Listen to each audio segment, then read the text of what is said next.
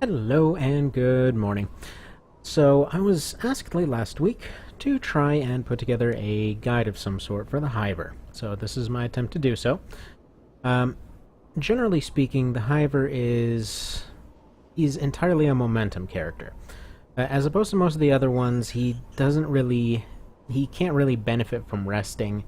He has a tendency to burn through food. His whole strategy is based around just going and pummeling straight through everything to get to what you need. Now, unfortunately, because of his high food consumption, because of things generally having higher health and higher difficulties and all of that, he's oftentimes written off. Because people will play it, they'll play normally, they'll play cautiously and all of that, and you can duck into a room and, rest with this guy, but his resting rate is, I believe, somewhere between halfway to two-thirds of what it would be for, let's say, in the Marine or something like that. He doesn't heal very fast, even with the silver bracers and all of that. Generally speaking, he relies on either finding a bed to heal up or having healing items. And unfortunately, his medical skill is near non-existent when he starts, so finding a bed is really his main form of healing. Resting is just not practical. You'll end up burning through food and just starving to death before anything else. So it's just not worthwhile. But yeah, so that little thing there tends to get him written off as just utterly inviable. Because while he's going around and fighting and things like that, his eating rate is not too noticeable. It's just when you try and rest that you realize, oh crap, this is really expensive. I just lost a third to maybe half of the food bar to just going and taking a nap. Alright, but to know where you're going with this guy, it's good to know where you are. So let's just go over his stuff real quick. Because he's got a pretty decent loadout, actually. So now, between these three weapons, despite what they technically are, unlike most of the other ones, your pistol is actually your primary weapon. In this case, the main melee weapon here, the it's pretty much just there as a durability fodder. It's there to get rid of trash units and things like that. He's actually not very good with blades. Even if we go down to blades here, he's the highest that he can be without training, but still, it's only at 58. So his accuracy is not going to be reliable if it gets into a proper fight, but, for things like rats and bats and other crap that's in your way, that's pretty much what you should be using. Now, the Krazen is pretty much the bread and butter of this guy. This is, as far as I'm concerned, the best sidearm in the game. Personally, I view it as just the plain best weapon in the game. It is basically a Magnum with a bayonet on it. It pretty much fires like the auto pistol, so you still get 2 shots per move. Now, just looking at it, runs off high caliber rounds, so those are going to be a bit less common than pistol rounds if we're just comparing it to the auto pistol, or if for some reason you want to rely on the pistol one seriously. Now, its durability is reasonably high. That's because it doubles as a melee weapon. Now, it is a fantastic melee weapon, for that matter. When it comes to the Hiver, he doesn't get access to the claws, but he basically starts with their equivalent. So, while the claws you're doing maybe... I'd say the claws do about 4 to 5 extra damage per hit as compared to the Krazen. But first off, you start with this thing. Second of all, you don't have to wear it as armor, so you don't have to take that kind of plink damage as you're going along just trying to use those things. You don't have to take the extra time to equip them if you're going into a fight. And if something is getting away from you, you can still utilize its same damage at, medium range, so you're all good there. Now, unfortunately, his pistol skill is not terribly high when he starts off. It's 35. There's 10 levels that he can gain just by training it normally, but personally, I wouldn't advise that. I'll touch more on this later, but when it comes to this guy, I would say use this maybe... Either use it sparingly when you need the damage from it, but use it just as a melee weapon. Just use it to slash something once per level, at least. Get the extra points. Start putting points into this early on, because you need to keep this thing fixed. Repair it early. Repair it with with good efficiency, workstations and things like that, whatever is the best thing that's available at the time. Just keep this thing from breaking because it is amazing, and losing it is a huge problem for the Hiver. I will say, though, he does seem to have an unusually high drop rate of them. Most runs I find that I get at least one, usually before even level 20, and then a few times I've actually gotten a couple drops of it. So I think there's kind of a drop bias going on there. Certainly feels like it. So that's just something to consider. And then lastly, there's the Assault Flamer. This is pretty much the perfect anti-protean weapon. So if you see a bunch of blobs coming down a hallway, it's useful for that. If you see a large protean, if you toss a couple bursts at it, and then fire a third burst at the second form, that should be enough to finish it off completely, without really endangering yourself or anything else around. I mean, of course, the problem is if you're in a room that you actually want to save the thing, save whatever's in there, you're gonna have a problem, because it has a tendency to cover about half a room in fire, and anything touched by said fire is more than likely going to break. So what I'd advise is, generally, if you need to use this, just back off into a hallway or something like that. Also, if you happen to be in a situation where you're surrounded on both sides, this is a fantastic, just a way-clearing weapon as well. Just kind of good to keep in your back pocket. It's not a primary weapon by any means, so it's just kind of there as your oh crap, more or less.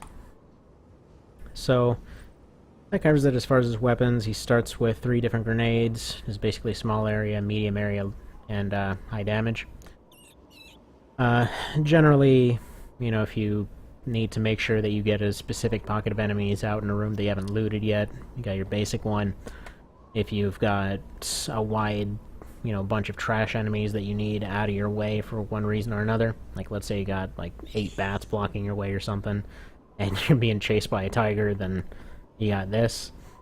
And then lastly, high explosive for when you really, really need something dead right away. Bear in mind that it's usually going to take about 2 of these for some of the larger enemies on seriously, especially stuff like the spore blobs, which, by the way, if you run into a spore blob, do not try to fight it. Last time, for some reason, I decided to try and give that a go. That does not end well. And I'll touch more on that in a sec. So, next up, the armor that he comes with. So he has this Reach Chazak, or Chazak, or whatever you want to call it. Like it says, pretty standard armor. The only downside is it covers up all your slots, or at least it covers a lot of slots. It doesn't take the belt or anything. But, yeah, if you look at his stats, though, he does have that 40 built-in armor. So, just using this thing, even though it's pretty basic, it's gonna pretty much function as a medium armor for him. And it does have pretty high durability. Generally speaking, it's better at least up to floor 5 to try and not really bother using this unless you're going into like a security room or something. You want to make this last as long as possible until you get something better. Let's say you get an impact vest, or let's say you get some ceramic. Ceramic, as far as I'm concerned, is just the best for him. There is the shedding carapace, which pretty much renders him invincible for, well, really as long as it lasts. The thing I think it starts off with like 210 armor or something. So he is functionally unkillable while wearing the stuff. But that stuff ends up losing parts of its armor as you go along. So it's very unlikely to get it. I got it on my level 100 run, but generally speaking, ceramic is common enough and good enough to be his, proper good armor. So once you get something else, just, burn through this. It's got a lot of durability, but you can use it to be invincible for a few floors. Now, moving on to his health items. He doesn't start with much. He just has a few patches to fix him up as he's going down the first few floors. Seriously, end up burning through these pretty quick. So, don't expect these to last too long. Again, they're just there as kind of your emergency insta-heal. Ideally, you would not be taking much damage, but again, he's a momentum character. I will get to that, but He just needs to keep going, so that's there to keep him going. And then antibiotics for diseases, though honestly, you might as well just use these. Generally, I try to keep at least a handful of them around in case anything goes above 5 or something like that. But his might starts off at 65. He's pretty good at fighting off diseases and poisons. That's another part of his whole momentum here. So he doesn't really have to stop and, wait for diseases and poisons and things to fall off. He can just keep going. His odds of actually recovering from them are pretty darn good. So not too much to worry about there. So ingredients, doesn't really matter for the moment. His food that he starts out with. So for somebody that consumes a crap ton, he does not come in with much. Presumably he ate it all on the way. Now between these, the whole reason that you've got oat mix and cheese, these are as ingredients, so don't use these. If you need something early on, use the fungi bar. It gives you a decent amount. It restores slightly under 10% of his bar, and it'll just keep him going. It improves your odds of resisting a disease, I'm pretty certain. At least it says it does. Again, you don't always know if something's actually going to do what it says it does, but it seems to. So that's there for that purpose. If you get these, what I usually advise early on with this guy is to work on pistols, what is it called here? Biotech, and foraging. Now, reasons for that. First of all, pistols, obviously his main weapon's a pistol. Everything else is low enough that it'll start going up over time by itself. Biotech is his biggest thing to get up as fast as friggin' possible. Because he, like I said before, he burns through stuff super quick. Now, holding onto these is a pretty decent idea. I mean, if you absolutely can't hang on to them, just eat them. But if you find some grubs and you manage to get to a cooking station, let's say you got your biotech up to like 40, 50, whatever, then you're actually in a decent place to go make bug boys. I'm assuming it's supposed to be his favorite food or something like that, but I believe it does 180. Somewhere like 160, 180, something like that. So you get a good bit out of that. And then your cheese, I view it as a way to make hero sandwiches earlier on. You may not get Hiver cheese on the lower floors very often, but the requirements to actually make a hero sandwich are pretty darn low. So if you get bread, you get some meat, cook it all up into a giant old sandwich. Those are, I believe, what were they, like $2.50? So those are gonna do a lot of good for you. Now, his other items, you have a few things to help with mechanical, and you have a few door openers for you. But that's pretty much what he starts with. He starts with what he needs to just run in and try and get himself set up. So first off, right off the bat, gonna take this off. This stuff's all where it needs to be. And yeah, got all the items put into place. Personally, I think his loadout's pretty good. It's low on food, unfortunately, especially given his tendency to overeat, but overall, he's durable. He's good at doing his role if you do his role correctly. One more thing I forgot to mention, right off the bat. Unload the Krazen. Seems like an odd thing, but as you may or may not be aware, if you have an empty weapon, you'll have a better chance of actually dropping the ammunition you need for it. And if you're already using it as a melee weapon, honestly, you might as well just keep that thing empty. It's a one-turn reload, so if you absolutely need the pistol for something, then you can just, handle it that way. So personally, I like to stockpile those things, just kind of use it as a good kind of tool for every situation. Now, the next thing. Low percentage chances all the friggin' hell over the place. This, I think, is fine. You still get a chance to raise that particular skill if you do them. And generally speaking, for stuff like this, where it's just something attacking you, you can just fight your way out of that situation. And here he's only taken 1 friggin' damage from each thing because of his built-in armor. So, doesn't matter too much. Got a little bit of extra experience out of that. Got a couple items. not too worried about the condition on the re. So first things first, on the first floor, hop into a corner, just start slapping things. One thing I like about this guy is that he is in many ways kind of like a low-key stealth build, in that he starts with 2 decent melee weapons. I mean, obviously you're going to want the fast one over the slow one, but the slow one's going to be there, you know, to just help whenever you need it. But yeah, as long as you don't fire, you don't alert things nearby, you can generally avoid getting swarmed if you just go and melee everything in the room. So as far as that goes, he's got a pretty distinct advantage with the built-in armor. He can last longer in a one-on-one fight like this. He really doesn't take much from it. I mean, these rooms, for most other characters, they would just be ripping them apart. Even the friggin' basic trash mobs, and he's just completely unfazed by it. So he doesn't have to worry about losing his starting armor. And while there are a few things that can actually damage it, those don't come until you have, you know, far better options for actually dealing with them. What I'm talking specifically are the kind of floating gremlin-y sort of dealies. I forget their name exactly. But the ones that have the vaporization beams. So if you get hit by those annoying green balls, and you're not wearing anything else, they will melt your internal armor. It's actually repairable.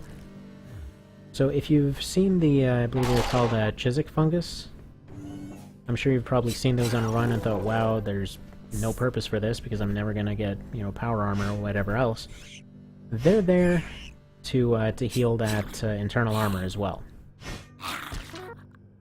Alright, so I've gotten the first level here, gotten a few successful hits off with a pistol, and gotten successful foraging done. And that's typically what you want to do with this guy early on, because you get 1 point for pistols, get that up, you get 1 point for foraging for doing that successfully. You'll generally have that around, and then you spend 2 points on biotech, which, again, given his already limited pool, you might think, oh my god, this is idiotic, you're wasting extra points. But no, it's important for this guy to be able to cook for himself. He is the most absolute bachelor-based friggin' character in this game. He needs his biotech up. So if you're able to just cook up some meat or things like that early on, use that to, you know, maybe get yourself an extra point for something else, ideally lockpicking or mechanical. Electronics, he's pretty much just going to be entirely hopeless on. There's not too much of a point in investing into that unless you have some free points later on. Generally, I think lockpick and mechanical are the way to go. They're more likely to drop you another Corazon or other weapons, and this guy is all about fighting stuff. So, right off the bat, I like to get might up to 70 and then start working on finesse. Obviously, mechanical gets a boost from might, and then finesse gets these up later on, as well as his pistol skill. That makes him a bit more accurate, makes him a bit better overall.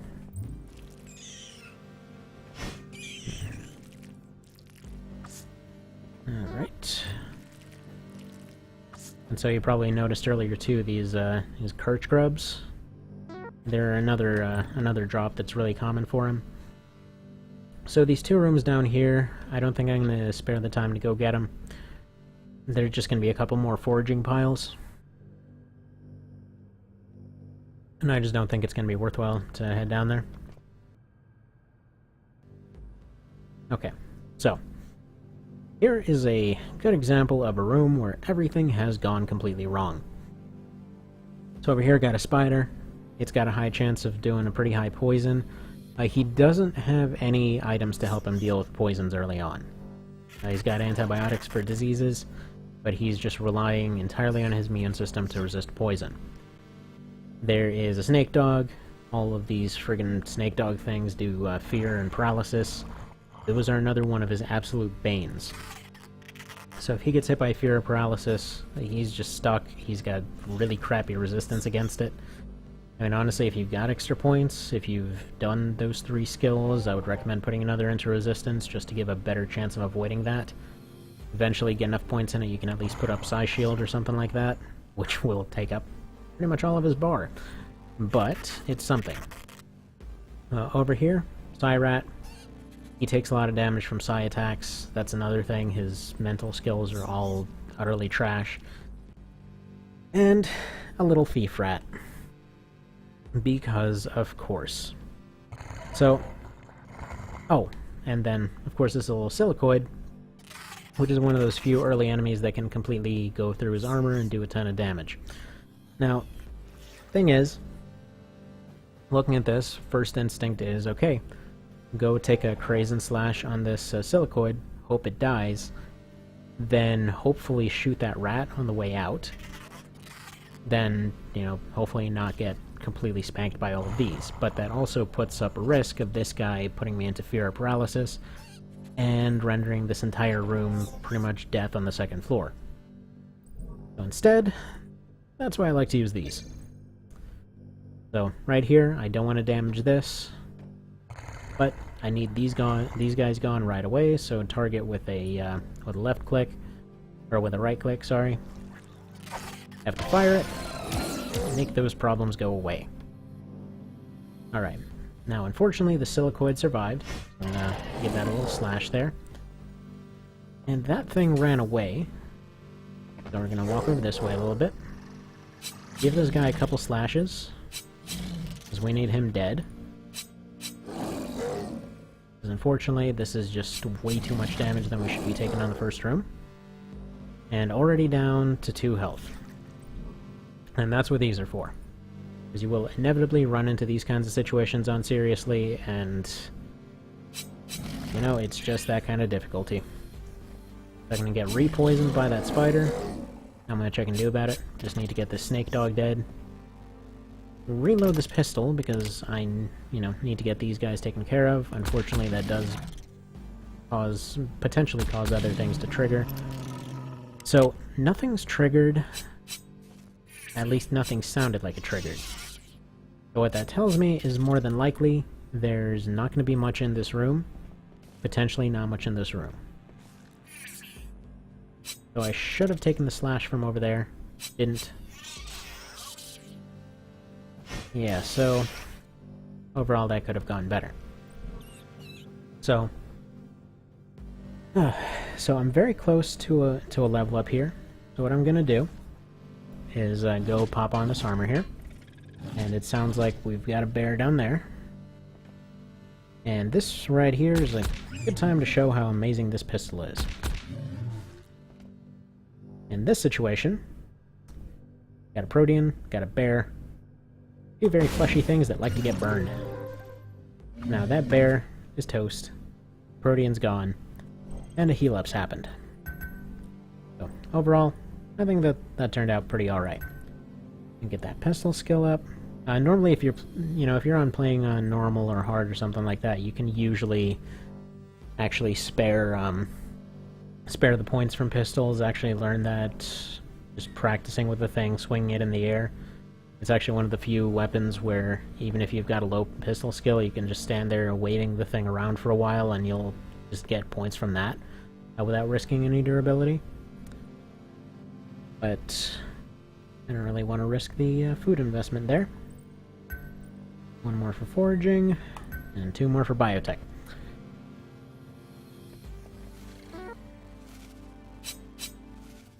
Alright.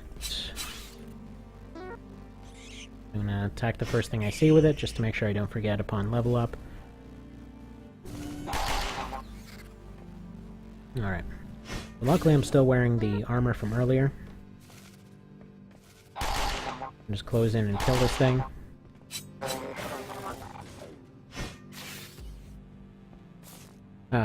And yeah, I don't know if the little yipping sounds are coming in the background here. I started raising a puppy again recently, and he's currently on kennel time. They need to be trained to be able to sit in a kennel every now and then. Alright, so that spider, or the cider, just tried to stun me there. You know what, actually I'm going to put a quick break here. I'll let the puppy settle down a little bit.